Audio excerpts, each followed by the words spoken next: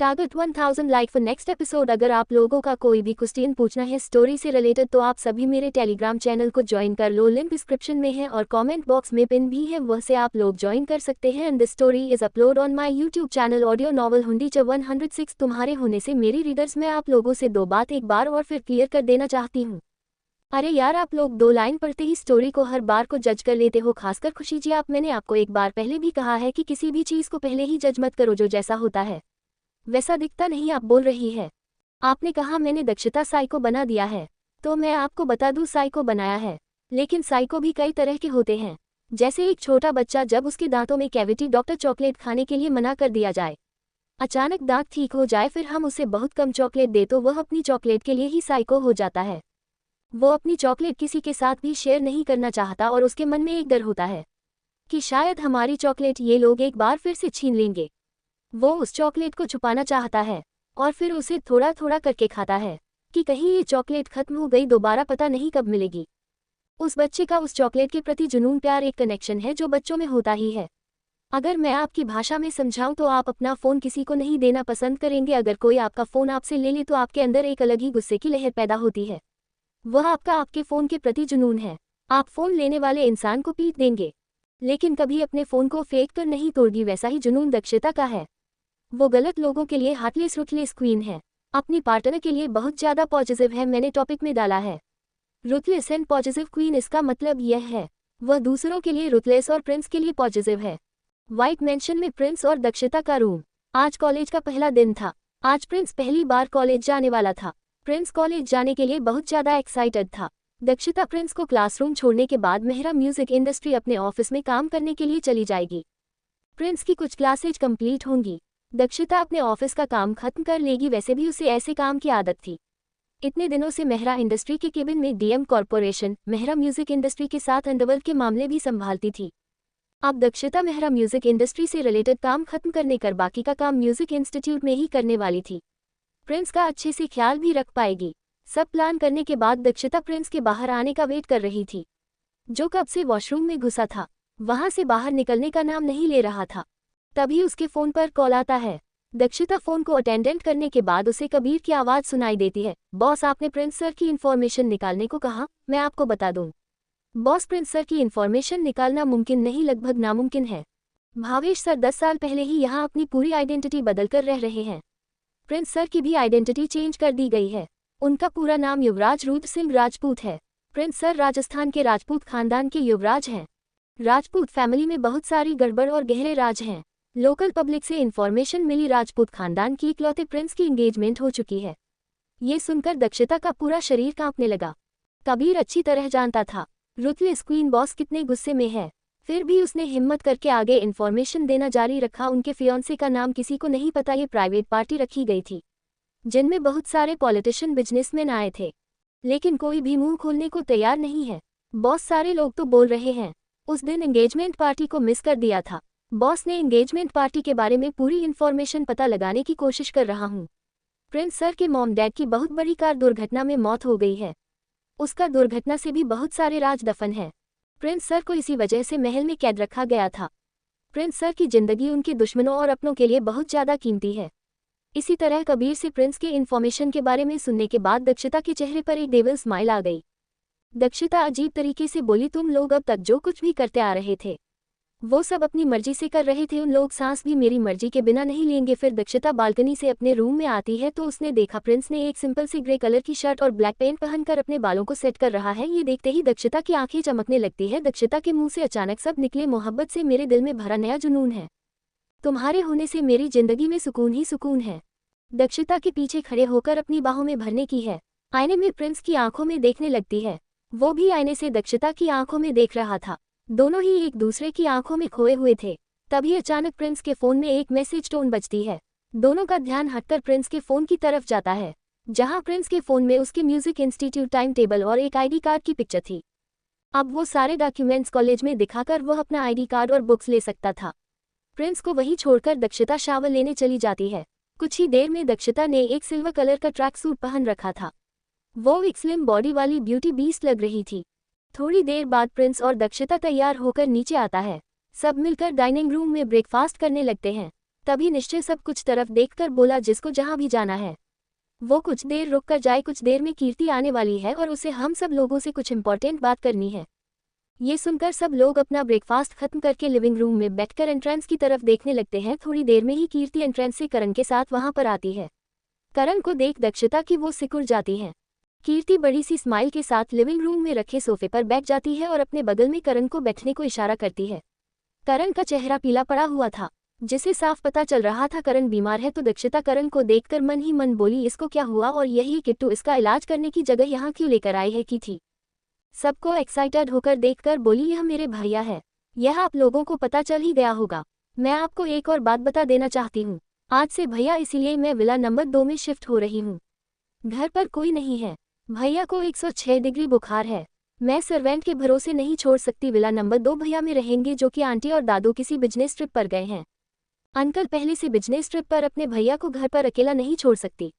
वैसे भी इनकी तबीयत खराब है, खुद ख्याल रखना चाहती हूँ। ये सुनकर सभी लोग की थी कि इसका हमसे खुश थे। सिर्फ दक्षिता को छोड़कर दक्षिता घूर घूर कर करण और कीर्ति को देख रही थी। कीर्ति ने दक्षिता की तरफ देखकर कहा, तुम्हें कोई प्रॉब्लम नहीं कहना। दक्षिता गौर से कीरते हुए बोली, मैंने भले ही बिला नंबर 2 तुम्हें दे दिया हो, तुम उसके अंदर जो चाहे कर सकती हो। अगर मुझे थोड़ी सी भी प्रॉब्लम हुई तो मैं अब की बार 10 गुना बढ़कर पनिशमेंट दूंगी। करण गौर से दक्षिता के एक्सप्रेशन देख रहा था। वो उसके यहाँ रहने से खुश है या परेशान है, उसे कुछ भी समझ में नहीं आ रहा था। दक्षिता ने उसे यहाँ रहने के लिए हाँ कहा या मना नहीं किया है। करण के चेहरे पर बड़ी सी स्माइल थी। उसके चेहरे पर से पीला रंग जा चुका था और उसके गाल हल्की लाल भी थे। करण का हाथ पकड़कर उसे खींचते हुए अपने विला की तरफ ले जाने लगती है। दक्षिता और प्रिंस की कार कॉलेज के एंट्रेंस गेट पर आकर रुकती है। दक्षिता प्रिंस का हाथ पकड़कर कॉलेज के अंदर चली जाती है। सब आंखें फाड़कर उन दोनों के देख रहे थे। ये कपल कल वाला कपल है क्या? यह इसी कॉलेज में इस पावर कपल का भी एडमिशन हो गया? किसी को कुछ भी समझ में नहीं आ रहा था। इधर कॉलेज के इंटरनेट से थोड़ी दूरी पर नैना, प्रिया और बेला का ग्रुप मिलकर न्यू एडमिशन स्टूडेंट को बुली कर रहे थे। किसी से डांस तो किसी को सिंगिंग करने के लिए मजबूर हो रहे थे। कुछ लोग अच्छा कर रहे थे और कुछ लोग बेचारे बहुत ही बुरी तरह शर्मिंदा होना पड़ रहा था। उस दिन नैना को प्रिंस और दक्षिता के जाने के बारे में ऋषभ नाम के लड़के ने बताया था, जिसका भाई कॉलेज से म्यूजिक की डिग्री लेकर गया है। वह भी सब लोगों के पीछे लाइन में खड़ा था। उसका दिल बड़ी तेजी से घबरा रहा था।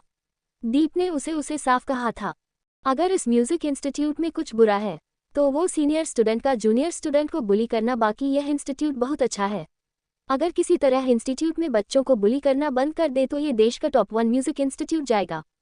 जैसे ही नैना की नज़र बद दक्षिता और प्रिंस पर गई तो उसने अपने हाथों को बांधे हुए कहा, ओ लैला मजनू इधर आओ, तुम दोनों को मैं कल से देख रही हूँ, बहुत ही ज़्यादा चिपका चिपकी कर रहे हो। ये बंद कर दो, इस इंस्टीट्यूट में ये सब नहीं चलता।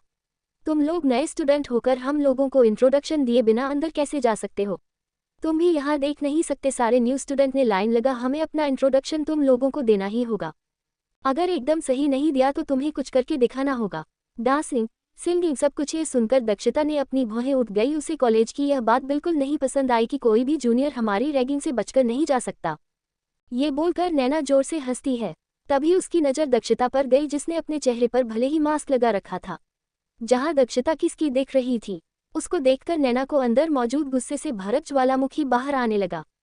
नैना ने अपनी आंखों में चमक के साथ प्रिंस की तरफ देखकर कहा, कॉलेज में लेट आने की और हम लोगों को बिना इंट्रोडक्शन दिए जाने की वजह से सबसे पहले तुम दोनों को ही इंट्रोडक्शन देना है। बाकी सबसे मैं बाद में बात करूंगी। प्रिंस की तरफ देखकर बोले, तुम गाना गाओ। फिर दक्षिता की तरफ देखकर बोली, तुम्हें इसके गाने पर डांस करना है। दक्षिता की तरफ देखकर मुंह चढ़ाते हुए बोली, तुम बंदर डांस करो पहले। दक्षिता ने नैना को ऊपर से लेकर नीचे तक स्कैन किया और फिर उसकी आईडी पर नाम देखकर जोर से बढ़ने लगी। नैना सिन्हा ये बोलकर को गहरी नज़रों से नैना की तरफ देखते हैं। फिर बोली, अगर मैंने ये डांस नहीं किया तो तुम मेरा क्या बिगड़ा लोगी? यह सुनते ही नैना चढ़ते हुए बोली, तो फिर कॉलेज के दरवाजे पर ही हो, कॉलेज से बाहर चले जाओगे। कॉलेज मेरी जगह है, यहाँ तुम्हारी कोई भी बदतमीजी बर्दाश्त नहीं की जाएगी। पूरी स्कूल के सामने शर्मिंदा होने से अच्छा है। सभी लोग दक्षिता को सिंपैथ भरी नज़रों से देख रहे थे। वही प्रिंस ध्यान से एकटक दक्षिता की आंखों में झांक कर देखना चाहता था। प्रिंस दक्षिता में खोया हुआ था। वही प्रिंस ने उन सब लोगों को वार्निंग दी और प्रिंस का हाथ पकड़कर वहां से जाने ही वाली थी कि अचानक उसके कदम वहीं रुक गए। दक्षिता और प्रिंस की कोलैप्स का अनुभव कैसा रहने वाला है, जाने के लिए अगला एपिसोड पढ़े। Hello readers, like comment share and follow me please please please comment कर दिया करो, मुझे आप लोगों के अच्छे अच्छे कमेंट का इंतजार रहता है। CH 107 गुस्सा और डर। अब तक आपने पढ़ा नैना और उसके ग्रुप के लोग मिलकर जूनियर स्टूडेंट्स की रैगिंग कर रहे थे, जिसमें प्रिया बहुत अच्छी लड़की थी। बेला नैना के साथ उसकी रिच फैमिली की वजह से थी। वो नैना को दूसरों के खिलाफ भड़काते रहती थी। जब दक्षिता और प्रिंस म्यूजिक इंस्टीट्यूट गए तो वहां नैना, प्रिया और बेला अपने 2 बॉयफ्रेंड के साथ मिलकर जूनियर स्टूडेंट्स की रैगिंग कर। इसी बीच नैना की नज़र जब दक्षिता और प्रिंस पर पड़ी तो उसने दोनों को अपने पास आने का इशारा करते हुए नैना ने बड़े ही एटीट्यूड से कहा, ओ लैला मजनू, यहाँ इंस्टीट्यूट में चिपका चिपकी नहीं चलेगी। अगर मैंने तुम लोगों में से एक दूसरे को इस तरह प्यार के लैला मजनू बने देखा तो मैं तुम दोनों को पनिशमेंट दूंगी। ये सुनकर दक्षिता और प्रिंस उसे इग्नोर कर देते हैं। तब गुस्से में आकर नैना दोनों को अपना इंट्रोडक्शन देने को बोलती है। इसके साथ ही गलत इंट्रोडक्शन देने पर सिंगिंग और डांसिंग करनी होगी। वो उनके पसंद के गानों पर दक्षिता नैना को इग्नोर करके जाने ही वाली थी। तभी नैना पीछे से बोली, यह इंस्टीट्यूट मेरी जगह है, यहाँ पर सिर्फ मेरी चलती है। मेरी मर्जी के बिना कोई भी इंस्टीट्यूट में अपनी मर्जी नहीं चल सकता। मैं तुम दोनों को वार्निंग दे रही हूँ, मैंने जो बोला है वो करो वरना इंस्टीट्यूट से बाहर निकल जाओ। ये सुनकर दक्षिता को गुस्सा आ गया और वो नैना के सामने आकर खड़ी हो गई। अब आगे दक्षिता नैना को ऊपर से नीचे तक देखते हुए कोड मगर डरावनी आवाज में बोली, तुम इंस्टीट्यूट में क्या करती हो मुझे परवाह नहीं, लेकिन मेरी एक बात याद रखना, अगर तुम मेरे और मेरे पार्टनर के रास्ते में मत आना, वरना तुम्हें नर्क के दर्शन करवा दूंगी। सारे स्टूडेंट की बॉडी में ठंडी कपकपी सी महसूस हुई, उनके शरीर के सारे रोम रोम खड़ा हो गया। इधर नैना को ऐसा लगा जैसे किसी ने कश्मीर स्नोफॉल में खड़ा कर दिया हो। उसकी बॉडी से पसीना निकल रहा था, जिससे नैना को अभी गर्मी और सर्दी दोनों को एहसास हो रहा था, जिस वजह से नैना अनकंफर्टेबल हो गई थी। फिर भी खुद की हिम्मत बटोरकर एक लड़के को आगे बुलाती है ताकि वो दक्षिता और प्रिंस की आंखों में अपना डर देख सके। लड़की से गुस्से से चिल्लाते हुए बोली, अपना इंट्रोडक्शन दो। ये सुनते ही वह लड़का डरते हुए बोला, मेरा नाम कियान सारंग, मैं यहाँ पर डांसिंग सीखने आया हूँ। ये सुनकर नैना ने खींचकर थप्पड़ कियान को मारा और फिर बोली, जल्दी डांस करो। इंट्रोडक्शन इस तरह नहीं दिया जाता, मैं तुम्हें इंट्रोडक्शन देना बताती हूँ। फिर नैना एटीट्यूड से बोली, मैम मेरा नाम कियान सारंग है, आज से आप जो बोलोगे वही मैं करूंगा। इंस्टीट्यूट में आपका सर्वेंट बनकर मैं आपको सर्व करूंगा। ये बोलकर उसने बेला को इशारा किया। बेला भी डर के मारे कांप रही थी। बेला ने भी शीला की जवानी गाना लगा दिया। नैना उस लड़के को गुस्से से घूरते हुए बोली, अभी इस गाने पर डांस करो, तुम्हारे टैलेंट पता चले तुम डांसिंग सीखने लायक होगी या नहीं। ये सुनकर कियान डर के मारे कांपने लगा, लेकिन फिर भी उसने नैना की बात काटने की हिम्मत नहीं की और लड़कियों की तरह लैला की जवानी गाने पर डांस करने लगा। कियान का डांस देखकर बेला, नैना और फ्रेंड्स बुरी तरह हंस रहे थे। प्रिया को छोड़कर वो बिना किसी एक्सप्रेशन के खड़ी थी। ये सब देखकर प्रिंस बुरी तरह डर गया। दक्षिता के पीछे छुपकर प्रिंस दक्षिता की पीठ में अपना चेहरा छुपा रहा था। प्रिंस को इतना डरा हुआ देखकर दक्षिता के चारों ओर का ओरा बेहद ठंडा और डरावना हो गया। तभी प्रिंसिपल आ गए। नैना को डांटते हुए बोली, मिस नैना सिन्हा, मैं जानता हूँ कि आपके डैड इंस्टीट्यूट की ट्रस्टी है, लेकिन इसका मतलब यह नहीं कि आप कॉलेज में अपनी मनमर्जी चलाकर नए ट्रस्टी और उनके रिलेटिव का मजाक उड़ाओगी। ये सुनकर नैना अचानक दक्षिता को घूरने लगी। नैना समझ गई थी तो दक्षिता भी इस इंस्टीट्यूट की ट्रस्टी है। नैना को बहुत गुस्सा आया। इस वक्त नैना किसी को कुछ नहीं बोल सकती थी। नैना भी शांति से वहां से चली गई। नैना ने सोचा, ये लड़की अपने पार्टनर के साथ हर टाइम नहीं रह सकती ना, मुझे जल्दी से बदला लेने का मौका मिलेगा। सारे जूनियर स्टूडेंट ने राहत की सांस ली। ऋषभ अपने पास ही खड़े कियान से बोला, तुम इतने पर ही डर गए, तुम्हें याद है ना जब से हमने इस कॉलेज में इंटर किया है 10 से ज्यादा स्टूडेंट के साथ इस नैना ने इससे भी ज्यादा बुरा किया है, तुम्हारे साथ कम टॉर्चर किया। मिस पावरफुल से नैना की टक्कर हो गई। यह सुनकर कियान दक्षिता की तरफ देखकर बोला, सच में वो दीदी बहुत ही पावरफुल है। इनका बॉयफ्रेंड भी कितना क्यूट है, भले ही उसका चेहरा नहीं दिख रहा लेकिन वह कितना अडोरेबल बिहेव कर रहा है। यह एक दूसरे से बातें करते हुए सारे जूनियर स्टूडेंट्स वहां से चले गए। दक्षिता ने प्यार से प्रिंस का हाथ पकड़कर खींचकर अपने सामने खड़ा किया और उसका मास्क उतार दिया। दक्षिता के बॉडीगार्ड्स ने आकर उन दोनों को कवर कर लिया था। जो स्टूडेंट कुछ दूर जाकर मुड़कर दक्षिता और प्रिंस को देख रहे थे। अचानक आए इतने सारे बॉडीगार्ड को देखकर वह सब लोग हैरान थे, लेकिन किसी ने भी जरा सी भी आवाज करने की हिम्मत नहीं की। नैना ने भी इतने सारे बॉडीगार्ड देखे तो एक पल के लिए वह भी डर गई, लेकिन वो अच्छी तरह जानती थी उसके पीछे भी इतने ही बॉडीगार्ड रहते हैं। नैना के सारे शैडो गार्ड सारे ही छुप कर रहते हैं। उसको बॉडीगार्ड से बिल्कुल भी डर नहीं लग रहा था। दक्षिता ने प्रिंस का चेहरा हाथों में भरकर प्यार से कहा, तुम इतने डरे हुए क्यों हो? तुम चिंता मत करो, वो लड़की तुम्हारे साथ कुछ नहीं कर पाएगी जब तक मैं तुम्हारे साथ हूँ। ये सुनकर प्रिंस जल्दी से दक्षिता के गले से लगा, फिर अपनी मासूम आवाज में बोला, एंजल मुझे घर जाना है, मुझे कॉलेज घर से ही करनी है। मुझे अब कॉलेज में नहीं पढ़ना। ये सुनकर दक्षिता समझ गई प्रिंस ये सब देखकर डर गया है। वह प्रिंस का चेहरा हाथों को प्यार से समझाते हुए बोली, क्यूटी, मैं जानती हूँ कि तुम डर गए हो। जब तक तुम इन सब का सामना नहीं करोगे तब तक तुम कैसे स्ट्रांग बनोगे। तुम्हें अपनी मम्मा का सपना पूरा करना है। तुम्हें बेस्ट सिंगर बनना होगा। इसके लिए तुम्हें एक टीचर की जरूरत है। वो टीचर इस इंस्टीट्यूट में मिलेगा और तुम चिंता मत करो जब तक मैं तुम्हारे साथ हूँ। कोई भी तुम्हें बुरी नहीं कर सकता। ये सुनकर प्रिंस दक्षिता की गले से लग गया और प्यार से बोला, ठीक है एंजल, मैं माँ का और आपका सपना पूरा करने के लिए इस इंस्टीट्यूट से म्यूजिक की स्टडी करूंगा। मैं किसी से भी नहीं डरेगा। मुझे पता है जब तक आप मेरे साथ हैं मेरा कोई कुछ नहीं बिगाड़ सकता। ये सुनकर दक्षिता के चेहरे पर प्यारी सी स्माइल आ गई। उसने प्रिंस के फोरहेड पर किस किया और उसका हाथ पकड़कर प्रिंस की क्लास में आई। प्रिंस को सीट पर बैठाकर कुछ देर से बातें करने लगी। तभी प्रोफेसर के आने का वक्त हुआ तो वो प्रिंस को बाय बोलकर अपने ऑफिस के लिए निकल गई। प्रिंस ने देखा टीचर कितनी अच्छी सी म्यूजिक के बारे में लेसन देख रहे हैं। अब प्रिंस को कॉलेज आना अच्छा लग रहा था। उसे पता था वह अपनी म्यूजिक स्पेस में जो भी कमियां हैं वो टीचर की मदद से सुधार सकता है। ये सोचकर प्रिंस अपने मन में बोला, एंजल आप चिंता मत कीजिए, मैं म्यूजिक कंपटीशन जीतकर आपके लिए ट्रॉफी लेकर जरूर आऊंगा। ये बोलकर वह पूरा ध्यान एक्सरसाइज और डांसिंग में लगाने लगा।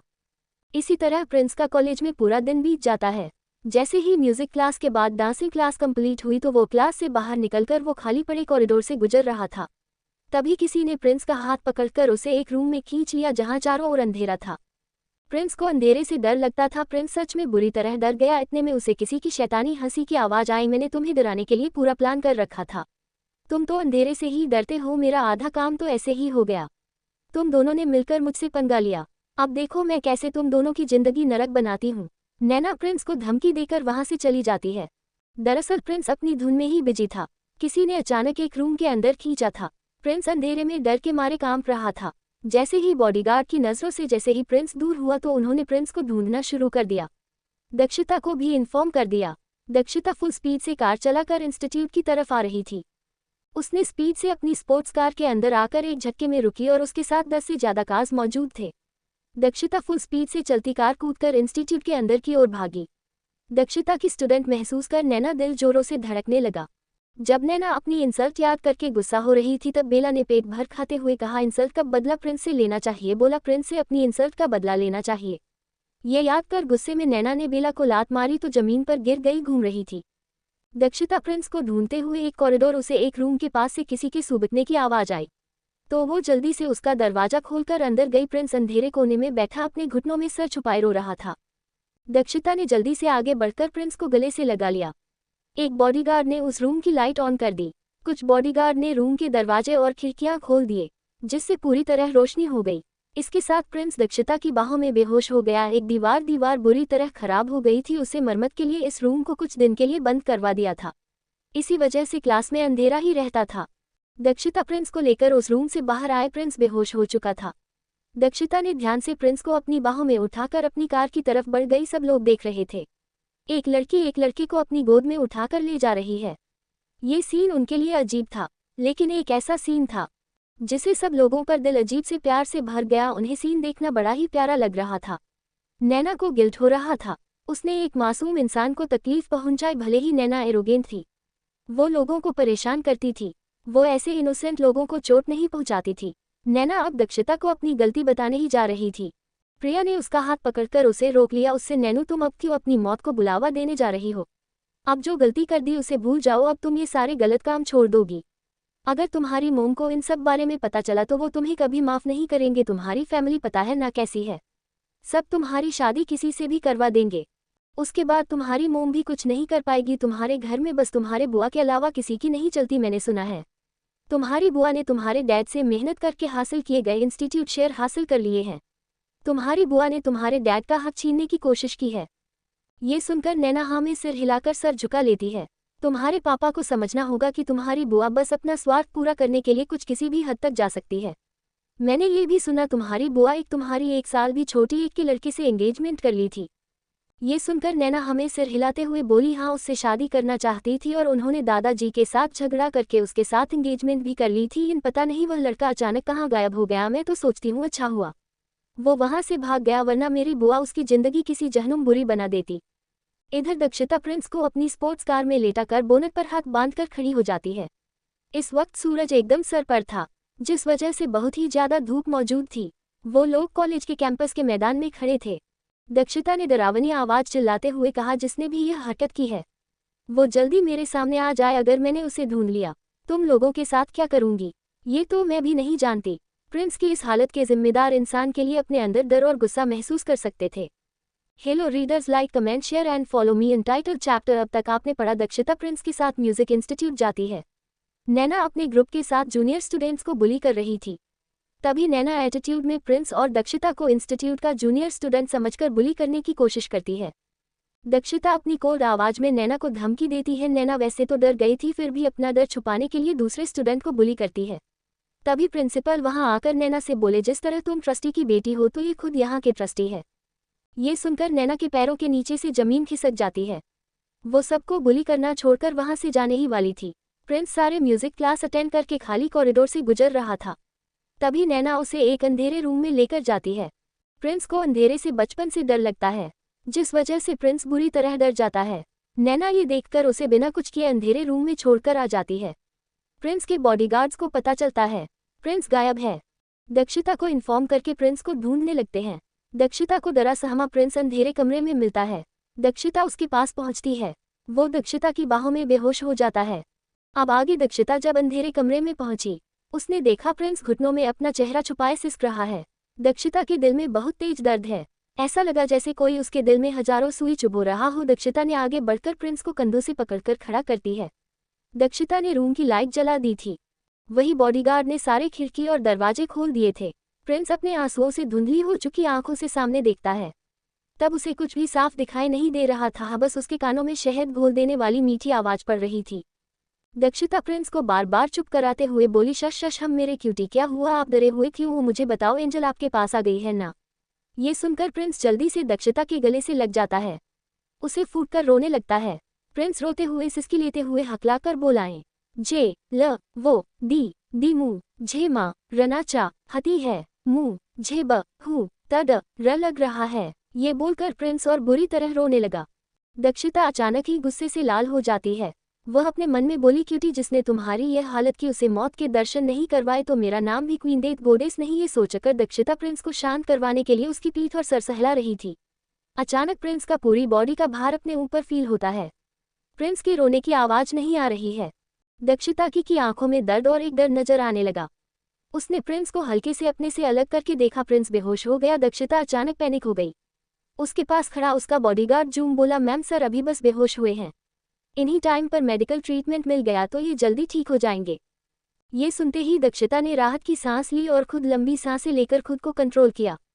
फिर प्रिंस अपनी बाहों में उठाकर ग्राउंड की ओर चल पड़ी। रास्ते में जितने भी स्टूडेंट ने प्रिंस को एक छोटे बच्चे की तरह लड़की की बाहों में देखा तो उन सबकी आंखें बड़ी बड़ी हो गई। उन्होंने बहुत बार एक बहुत ही अच्छे हस्बैंड और बॉयफ्रेंड को अपने पार्टनर को गोद में उठाए देखा था, लेकिन आज पहली बार वो लोग किसी लड़की को लड़के को बाहों में उठाए हुए देख रहे थे।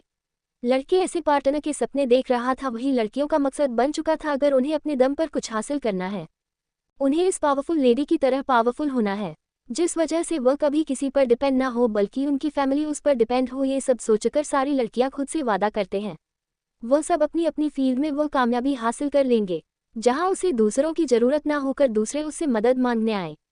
मेहरा म्यूजिक इंडस्ट्री की लड़कियों की आइडल दक्षिता बन गई थी। हर लड़की और लड़की की आईडी उनका फेवरेट स्टार या फिर उनके करियर के टॉप पर पहुंचा इंसान होता है।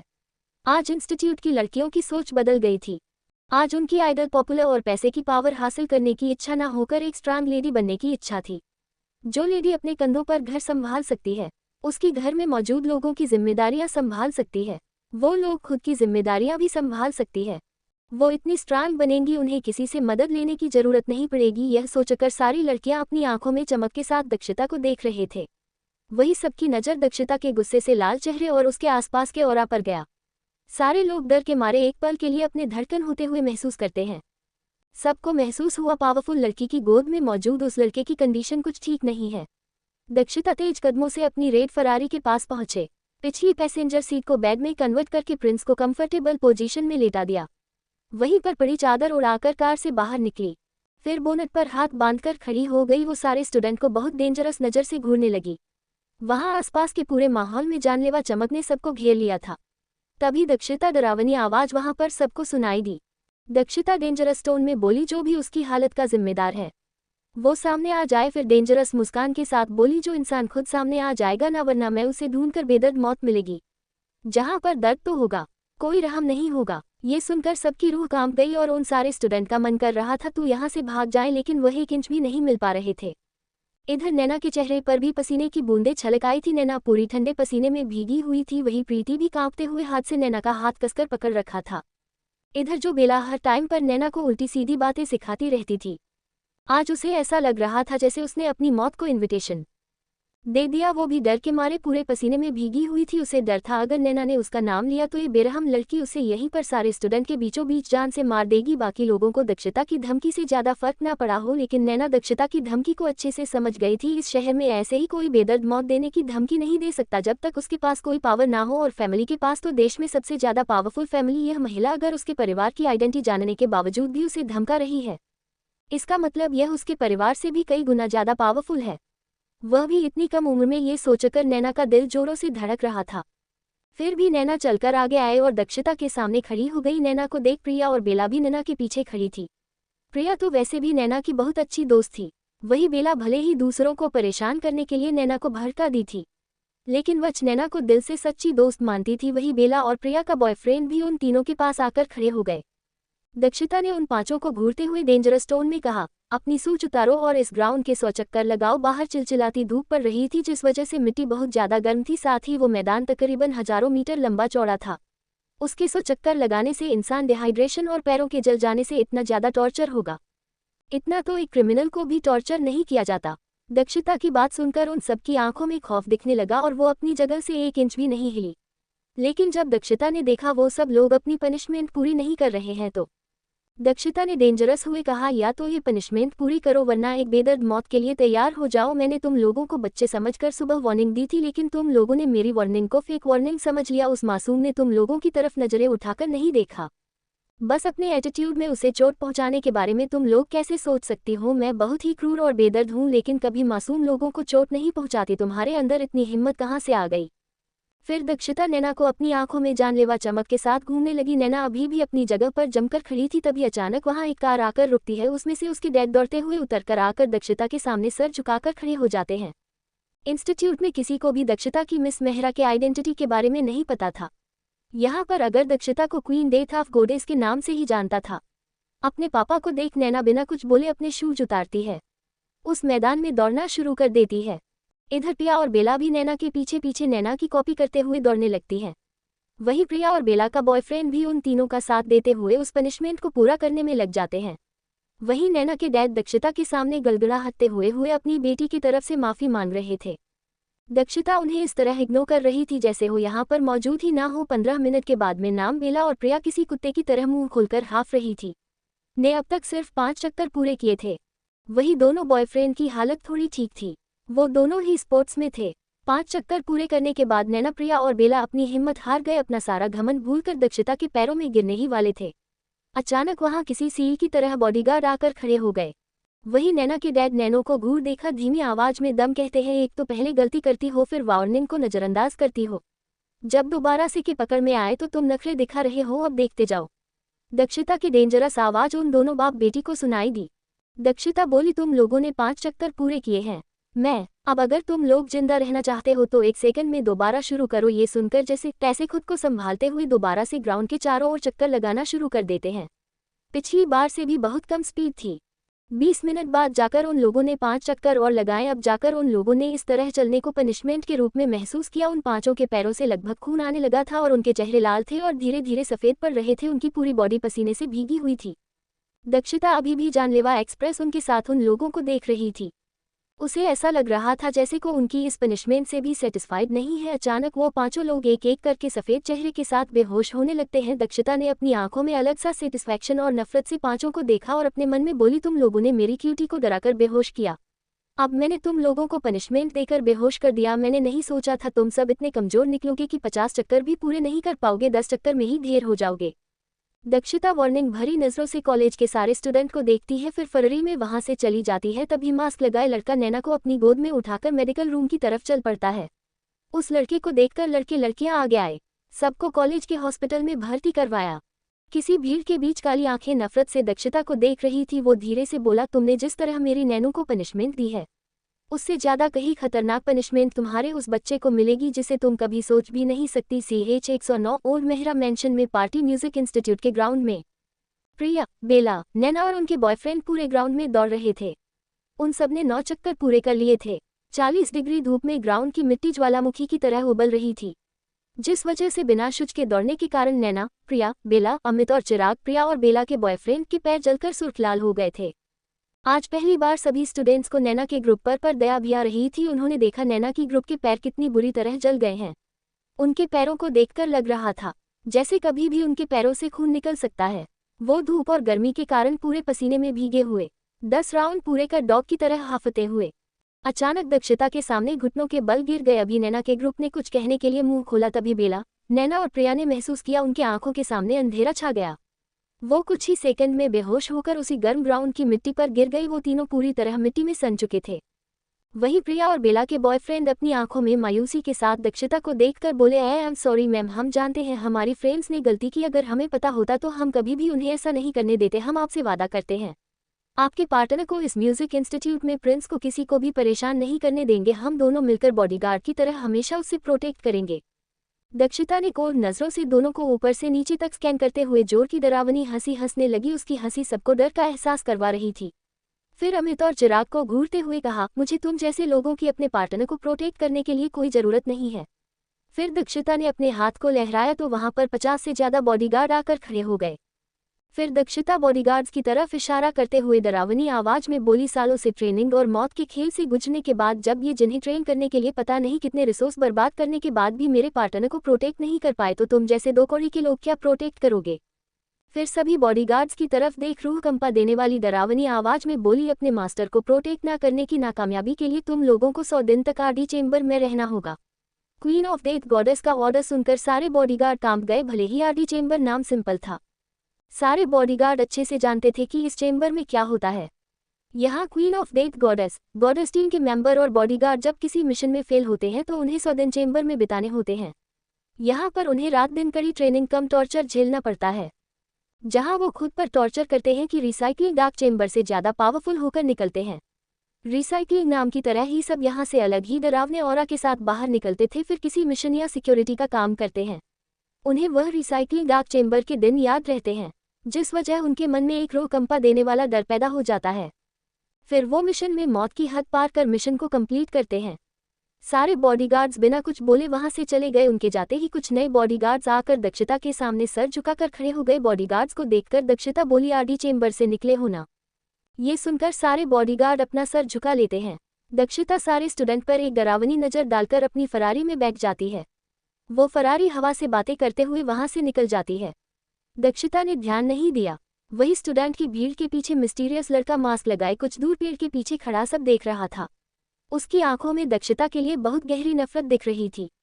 दक्षिता की फरारी को अपनी आंखों से ओझल होते देख वो लड़का अपने मन में बोला, क्वीन ऑफ डेथ गॉडेस, तुमने किसी भी कारण क्यों ना किया हो मेरी नैनू को चोट पहुंचाकर अपनी बर्बादी की शुरुआत कर दी।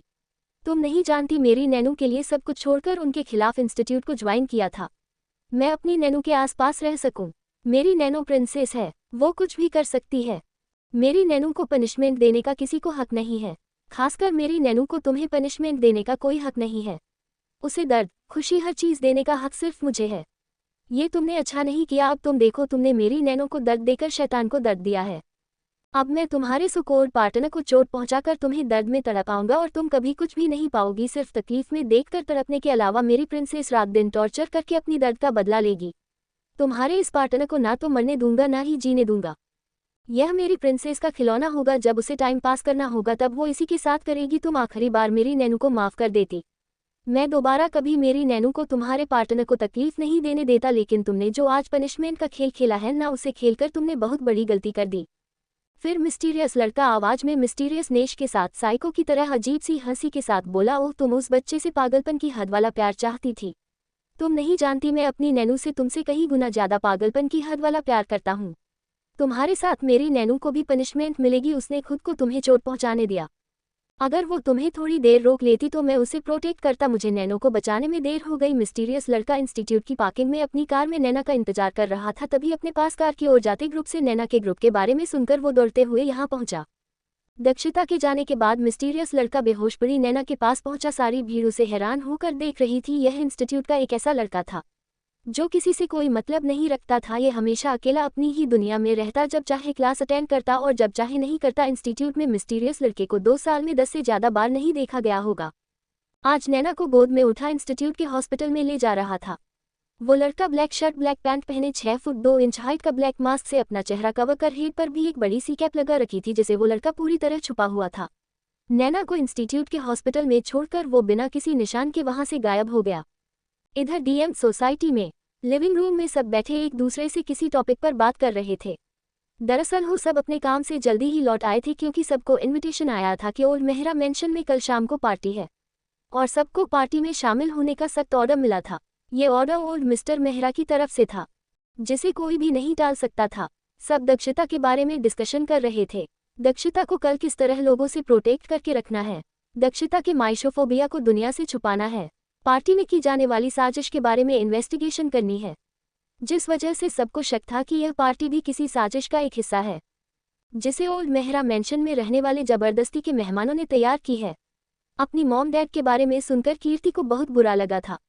कीर्ति अच्छी तरह जानती थी यह सब सच बोल रहे हैं, इसीलिए कीर्ति ने अपनी गर्दन झुका ली। भावेश ने ध्यान से कीर्ति को देखा। आज उसे पहली बार पता चला कि कीर्ति के मॉम डैड किस तरह के लोग हैं।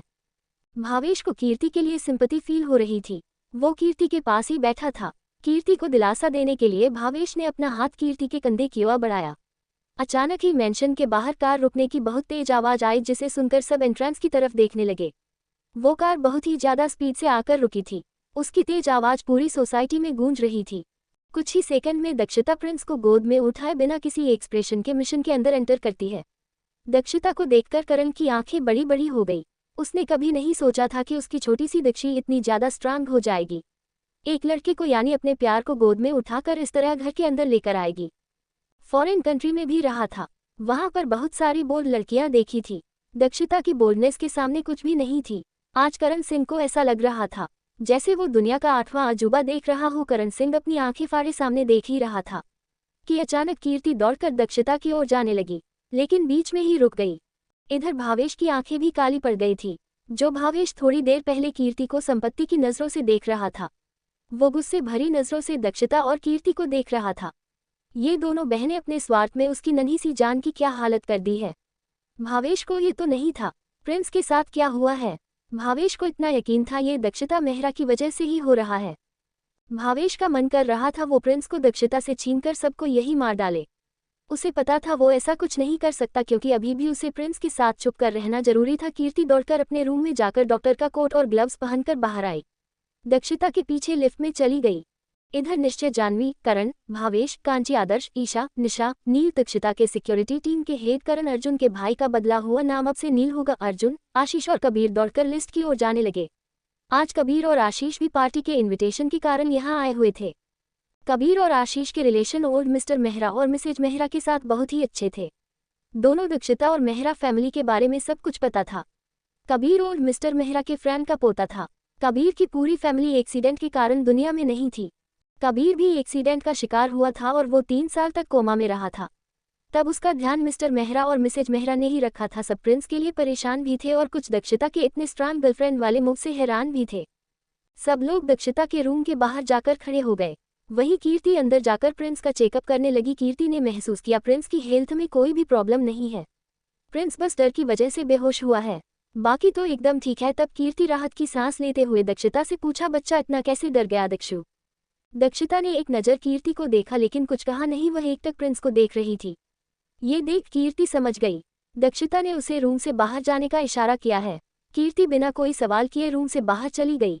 इधर बाहर सब बेचैनी से कीर्ति का इंतजार कर रहे थे। जैसे ही कीर्ति से बाहर आई सब उसे सवालिया नजरों से कीर्ति को देखने लगे। अचानक दक्षिता के रूम का दरवाजा ऑटोमेटिक बंद हो गया। उसके बाद कीर्ति सबको एक नज़र देखकर बोली, बच्चा बिल्कुल ठीक है, वो डर की वजह से बेहोश हुआ है, लेकिन मुझे यह नहीं पता वो किस बात से इतना ज्यादा डर गया। ये सुनकर भावेश की आंखें काली पड़ गई। भावेश अच्छी तरह जानता था प्रिंस को 2 ही चीजों से डर लगता है, एक अंधेरे से और दूसरा खून से। क्या दक्षता ने प्रिंस के सामने किसी को मारा या फिर उसे पनिशमेंट के तौर पर मेरे रूम में बंद कर दिया? भावेश को कुछ भी समझ नहीं आ रहा था।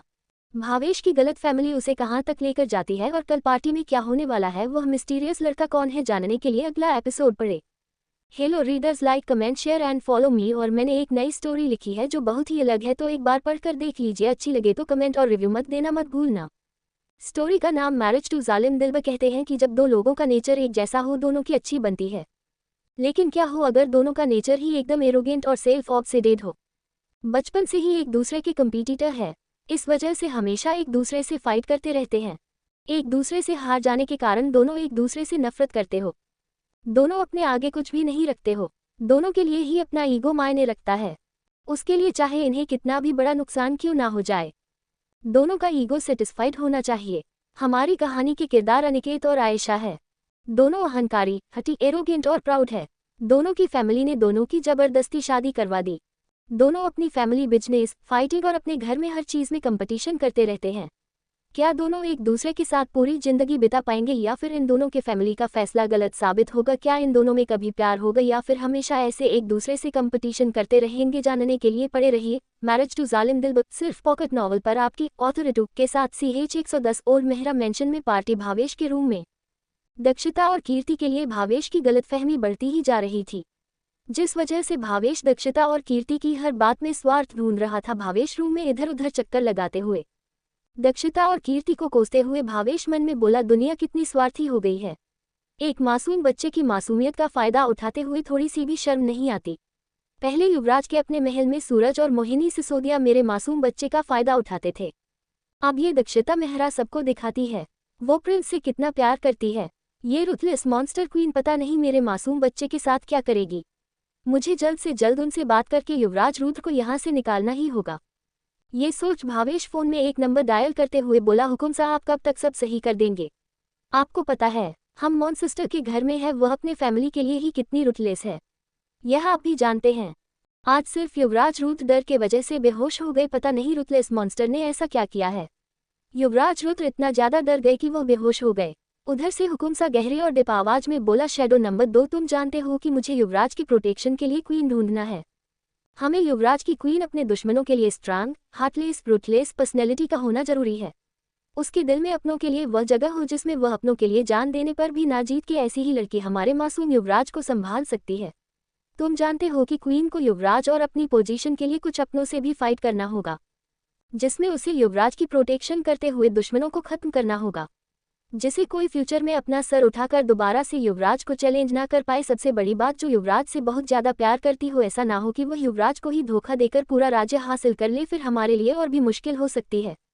हमें ऐसी क्वीन चाहिए वो दूसरों के लिए रुथलेस हो, बल्कि युवराज के लिए एक प्यार करने वाली वाइफ हो। ये सुनकर भावेश की आंखों के सामने दक्षता का चेहरा घूमने लगा। दक्षता हुकुमसा द्वारा बताई गई क्वीन की तरह दक्षता मेहरा है, लेकिन भावेश को अब ऐसा लग रहा था जैसे दक्षता कभी प्रिंस को अपने हस्बैंड के रूप में नहीं अपना सकती, जो अभी प्रिंस की मासूमियत का फायदा उठा रही है। जब उसे प्रिंस की असली आइडेंटिटी के बारे में पता चलेगा तब तो वो प्रिंस को पूरी तरह उससे दूर कर देगी। भावेश अच्छी तरह जानता था कि प्रिंस अगर इस दुनिया में किसी के करीब है तो वो सिर्फ अपने भावी। अगर दक्षता ने उसे भी अलग कर दिया तो फिर वो प्रिंस का फायदा उठाकर सब कुछ छीन सकती है। अगर एक बार क्वीन बन गई तो फिर वो सबको शायद बेदर्दी से मार देगी। भावेश की हिम्मत नहीं हुई थी वो हुकुमसा को बता सके कि उन्हें जैसी क्वीन की तलाश है, पहले से प्रिंस के पास है। फिर भावेश अपना सर झटक कर बोला, हुकुमसा प्लीज जल्दी कीजिए, कहीं ऐसा ना हो कि युवराज रुद्र की मासूमियत का फायदा कोई और उठा ले। ये सुनकर उधर से गहरी आवाज आई, मैं जितना जल्दी हो सके मैं क्वीन को ढूंढ लूंगा, तुम चिंता मत करो, मैं कुछ भी गलत नहीं होने दूंगा। फिर कुछ सेकंड रुक कर हुकुमसा गहरी आवाज में बोले, शैडो नंबर -2, तुम जानते हो मैं युवराज के पास नहीं हूँ, लेकिन युवराज को किस तरह प्रोटेक्ट करना है यह मैं अच्छी तरह जानता हूँ। ये सुनकर भावेश को याद आ गया, हुकुमसा से बात कर रहा है, वो कभी किसी को युवराज रुद्र की मासूमियत का फायदा नहीं उठाने देंगे। अगर किसी ने कोशिश की तो वो दुनिया से गायब हो जाएगा।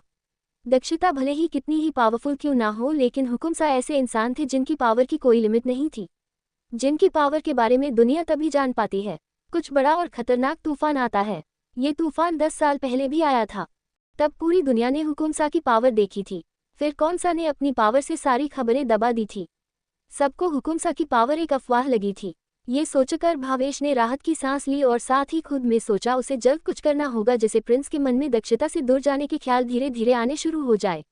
वरना अगर एक साथ सब कुछ किया तो वो दक्षता से प्रिंस को अलग करने के चक्कर में कहीं खुद ही प्रिंस को ना खो दे। प्रिंस और दक्षता को अलग करने के बारे में सोचते हुए प्रिंस ने अपने रूम में 4 घंटे बिता दिए। साथ ही प्रिंस के मन में एक डर भी था, अगर हुकुम सामने अपनी पावर का इस्तेमाल करके दक्षता को प्रिंस की जिंदगी से निकालने की कोशिश की तो शायद वो दक्षता को इस दुनिया से ही खत्म कर देंगे। भले ही दक्षता कितनी स्वार्थी क्यों ना हो, लेकिन भावेश ने उसे दिल से अपनी बड़ी बहन माना था। दक्षता के साथ ऐसा कुछ होते हुए नहीं देख सकता था। सूरज तेज धूप को धीरे से अपने अंदर समाकर ठंडी लालिमा आसमान में बिखेर रहा था। भावेश ने उस लालिमा एक टक देख रहा था। भावेश अपने मन में बोला, मेरे और प्रिंस की लाइफ में भी सूरज ने अपनी रोशनी को अपने अंदर खींच लिया है। अब हमारी लाइफ में अंधेरा आना शुरू हो गया है। पता नहीं अंधेरी रात कब खत्म होगी और सूरज की लालिमा दोबारा हमारी लाइफ में आएगी। इधर लिविंग रूम में कीर्ति 4 घंटों से बैठी भावेश के रूम के दरवाजे को घूर रही थी। कीर्ति को अपने दिल में अजीब सी घबराहट हो रही थी। कीर्ति को ऐसा लग रहा था जैसे जल्दी कुछ बुरा होने वाला है जो उसे अंदर तक तोड़कर रख देगा। कीर्ति दर्द भरी हंसी के साथ मन में बोली, लगता है कीर्ति भगवान ने तुम्हारी और दक्षु किस्मत फुर्सत से लिखी है। भगवान ने तुम्हारे और दक्षु साथ खेलने के लिए मेरी और उसकी किस्मत में अपनों से धोखा और दूरी ही लिखी है। भगवान मेरे लिए आपने अभी तक किसी अपने का साथ नहीं दिया, लेकिन मैं आपसे दुआ करती हूँ कि प्लीज़ मेरी दक्षु की जिंदगी, उसकी धड़कनें, उसके जीने की वजह, उसका सुकून, उसका प्यारा सा क्यूटी, कभी उसे दूर मत करना। अगर आपको कभी मुझ पर दया आए तो मुझे भी मेरा भाभी मुझे लौटा देना। तभी करण सिंह कीर्ति के बगल में आकर बैठ गया। वो कीर्ति के चेहरे पर दर्द भरे एक्सप्रेशन देख वो कीर्ति के पास बैठकर उसका सिर सहलाने लगा। कीर्ति को लगे कोई तो उसके साथ है, और हुआ भी ऐसा। कीर्ति के चेहरे से धीरे धीरे दर्द भरे एक्सप्रेशन दूर हो गए। अब उसे एहसास हुआ कि उसकी लाइफ में उसके अपने, उसकी दक्षु, किट्टू भाई, निश्चय भैया, जानवी भाभी माँ और उसके सारे दोस्त हैं ना। ये सोचकर कीर्ति का दर्द थोड़ा कम हो गया। इधर दक्षता और प्रिंस के रूम में दक्षता बिस्तर के हेडरेस्ट के सहारे अधलेटी प्रिंस के चेहरे को घूर रही थी और प्यार से अपना चेहरा से लाते हुए बड़बड़ाते हुए बोली, क्यूटी, जिसने भी तुम्हें चोट पहुंचाने की कोशिश की उसे तुम्हारी एंजल नर्क के दर्शन करवा दूंगी। मैं तुमसे बहुत प्यार करती हूँ। I love you cutie, I love you cutie. बार बार प्रिंस को वो छोटे बच्चों की तरह आई लव यू बोल रही थी। इसके साथ ही प्रिंस को इस तरह छू रही थी जैसे प्रिंस के अलावा इस दुनिया में उसके लिए कुछ भी मायने नहीं रखता। प्रिंस के होंठों, गालों, आंखों पर किस कर रही थी। दक्षता ने 4 घंटों में प्रिंस के चेहरे को किस करके पूरी तरह गीला कर दिया था। दक्षता का हाथ अचानक चिपचिपा महसूस हुआ। उसने ध्यान से प्रिंस के चेहरे को देखा और अपने चेहरे पर एक प्यारी सी मुस्कान के साथ साइड टेबल की ड्रॉ से वेट टिश्यू निकाले और प्यार से प्रिंस के चेहरे, हाथ, पैर और अपर बॉडी को क्लीन करने लगी। दक्षता ने प्रिंस के सारे कपड़े निकाल दिए थे, बस प्रिंस एक कंफर्टेबल ब्लैक ट्राउजर में लेटा हुआ था। प्रिंस के चेहरे पर बेहोशी की जगह एक गहरी नींद और सुकून ने ले रखी थी। अचानक दक्षता का फोन बजने लगा। दक्षता ने अपने फोन पर शो हो रहे हैं नंबर को देखा तो वहां पर ओल्डी नाम से नंबर सेव हो रहा था। यह उसके दादाजी का कॉल आ रहा था। दक्षता के चेहरे पर डेविल स्माइल आ गई। उसने फोन उठाकर अपनी कान पर लगाया तो उधर से ओल्ड मिस्टर मेहरा की कड़क आवाज आई, कल ओल्ड मेहरा मेंशन में पार्टी है तो तुम्हें किसी भी हालत में शामिल होना है। मैं तुम्हारे कोई भी बहाने नहीं सुनूंगा। ये सुनकर दक्षता प्यार से बोली, दादाजी किसने कहा मैं पार्टी में नहीं आऊंगी, मैं जरूर इस पार्टी में पूरे दिल से शामिल होंगी। मिस्टर ओल्ड मेहरा सरप्राइज हो गए। उन्होंने दक्षता को मनाने के लिए लंबी स्पीच तैयार की थी। दक्षता उन्हें पार्टी में आने से मना ना कर दे। उन्होंने लास्ट मूवमेंट पर इन्फॉर्म किया था। कल शाम 7 बजे पार्टी थी। आज रात को वो दक्षता को इन्फॉर्म कर रहे थे। ये दादाजी ने जानबूझकर किया था। दादाजी और दादी माँ ने सोचा कि वो आज दक्षता को एक लंबा लेक्चर देकर पार्टी में आने के लिए मना लेंगे। अगर दक्षता ने उन्हें मना करने के लिए कॉल किया तो वो उसका कॉल नहीं उठाएंगे। अगर दक्षता उनसे मिलने मेहरा मिशन में आई तो उसे वहीं पर पार्टी तक रोक लेंगे। दादू और दादी अच्छी तरह जानते थे उनकी गुड़िया कभी भी उन्हें इंतजार नहीं करवाएगी। या तो वो पार्टी में शामिल ना होने के लिए, किसी भी हाल में ना आने के लिए मनाने की कोशिश करेगी, या फिर वो पार्टी में ना आने की धमकी देगी। बिना बताए पार्टी में शामिल ना होकर कभी भी मेहरा फैमिली की इंसल्ट नहीं करेगी। दक्षता के एक बार में मान जाने के कारण दादाजी कुछ देर सदमे में कभी फोन को देखते तो कभी दादी माँ को। दादाजी का रिएक्शन देख दादी माँ भी हैरान थी। इधर दादाजी को हैरानी में छोड़ दक्षता ने अपना फोन कट कर दिया। दक्षता ने देखा प्रिंस को होश आ गया है। उसका क्यूटी अपनी मासूम आंखों से टुकुर टुकुर उससे ही देख रहा है। ये देख दक्षता प्यार से प्रिंस का सर से लाती है। सर्वेंट को इन्फॉर्म करके डिनर मंगवा दी है। प्रिंस को डिनर खिलाकर खुद भी डिनर करती है। फिर प्रिंस और दक्षता दोनों फ्रेश होकर बिस्तर पर लेट जाते हैं। प्रिंस पूरे दिन बेहोशी में रहा, फिर भी अभी उसे नींद आ रही थी। दक्षता ने उसे अपनी बाहों में भरा और उसका सर सहलाने लगी।